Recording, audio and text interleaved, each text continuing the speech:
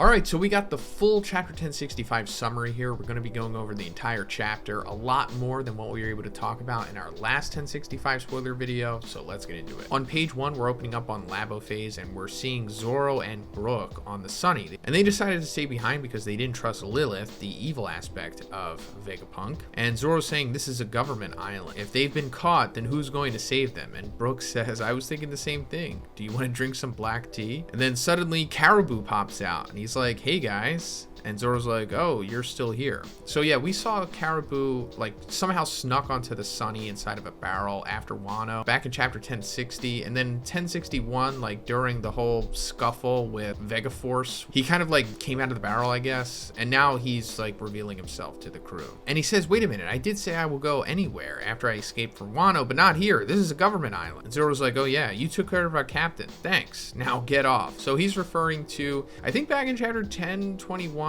you know, one of the many times after Luffy was defeated by Kaido, he was like exhausted and Caribou had all of this food and he gave it to Luffy so he could recover. But now Zoro's kicking him off the ship and Caribou's like, I'll remember this, your freaking crew. So now we're cutting over to the laboratorium with Sanji, Frankie, Nami, Usopp, and Robin's group. And Usopp's like, the stairs are moving, and Nami says the stairs are floating from the surface, and Frankie's like, what kind of technology? What's the energy source? And Vegapunk says that the energy source of this island is fire. Fire can be converted into any form of energy. Frankie says, so you have many resources. And Vegapunk says, I'm still searching about what kind of resource can be burned, converted into. If somewhere in this world the unquenchable flame exists, we can probably create a sun. Frankie's like, a sun? And then suddenly she like walks through the wall because I guess they're not accustomed to like the projections yet, you know, because we saw Luffy and his group had already encountered them. So now there's like this unquenchable flame thing that exists, which I guess is going to be a bigger part of the backstory of the One Piece world. So all the Straw Hats advance into Vegapunk's lab here, you know, going through the walls, and they hear Edison's voice. Edison, who is the third Vegapunk, which is the thinker. And they suddenly encounter the fourth seraphim,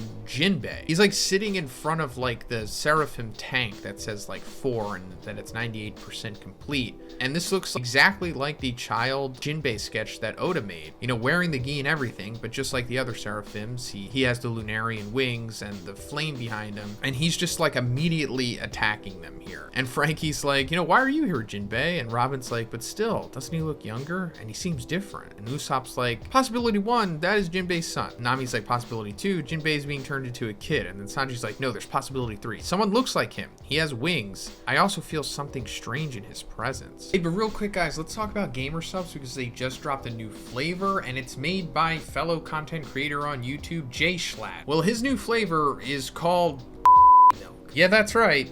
It's called milk. And I'm sure you're wondering, like, what could that possibly taste like? Well, I'm curious myself, so I'm going to be trying it for the first time here, and I'll let you know. Of course, got my waifu cup that I always drink my Gamer Subs out of. Dump it in here.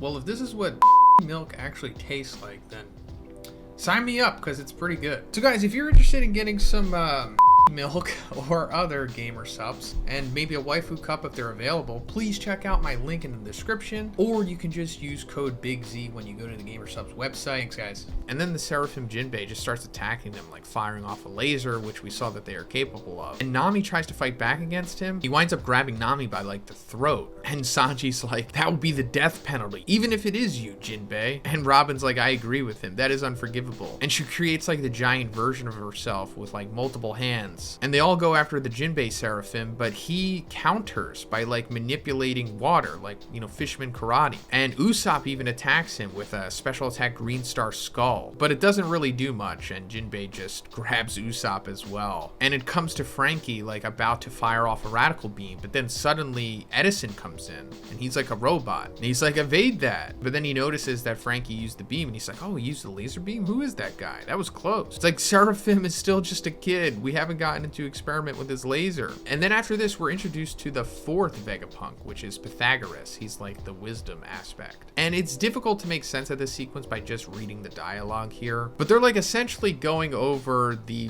combat data like in real time. But then eventually we're introduced to the sixth Vegapunk, which is York, and that's like the greed aspect of Vegapunk. And this looks like a cross between like Nami and Corona, I guess. And she just eats like tons and tons of food, you know, like Luffy and Bonnie do. But she also becomes obese just like Luffy, but then can just absorb the food and become thin again. But then eventually the Straw Hats run into Shaka, the first Vegapunk, which is like the good aspect of him, the guy with the Daft Punk helmet. And we're like fully seeing him here for like, you know, standing forward for the first time. And he's wearing like this jacket thing too. And he says, "Stop it, Seraphim, return at once." And Usopp's like, "He doesn't move?" And Shaka says, "Edison, Lilith, Pythagoras, you have enough of this, right?" And Shaka's like, "So you are the Straw Hat Pirates. Good." And then Sanji says, "Yes, we are. What's with this floor? Why do our shoes keep sticking to it?" And Shaka says, "I can control every magnet inside of Dom's shoes in this laboratory." And Robin says, "So you mean resisting is futile?" And Shaka says, "I can't trust pirates that easily." So yeah, the futuristic clothes that they have all had those boots that like fit to everyone's unique form. And it turns out that those boots were special because they're also kind of like handcuffs in a way, because they lock to the floor. This reminds you so much of the movie Face Off, which I'm sure some of you have seen, but like when Nicolas Cage, who is also John Travolta in this moment, eventually goes to prison, they have like these metal boots that they wear that like magnetically lock to the floor. I wouldn't be surprised if Oda was inspired by that. But Usopp's like, "So you have two Vegapunks, right? The woman Vegapunk and the announcer Vegapunk." And Shaka's like, "Yes, I'm also Vegapunk." And Usopp's like, "Does that mean that I am too?" And Frankie's like, "Of course not, you dimwit." And Shaka says, "Did you see this island as a future?" And Frankie says, "Well, there's monster mecha just like in the future, like the Vegaforce 1, the island conditioning. That was incredible future." And Nami says, "Well, I've never seen any kind of this scenery in the city too." And Frankie says, "What kind of incredible technology do you use? I want to see it, not as an enemy." And Shaka says, "This is the past." Then we cut to Luffy's group and they're like rummaging around the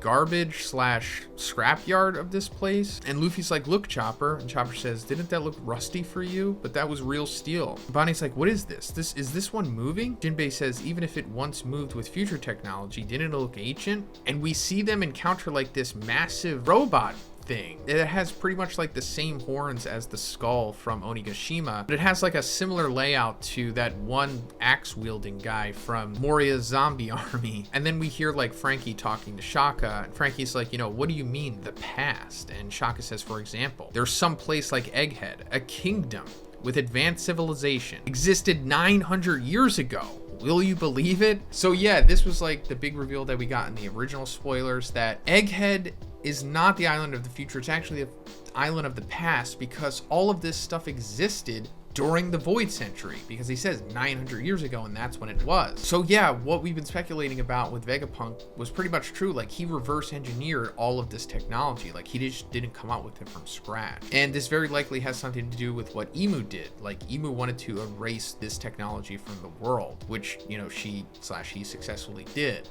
And maybe that's why she wants CP0 to take Vegapunk out, because now that they have the Seraphims and he knows all of this stuff, he's just too much of a liability. So that's pretty much it for this one, guys. If you would like to get more insight into the ancient kingdom that he's possibly talking about, check out my video from last time.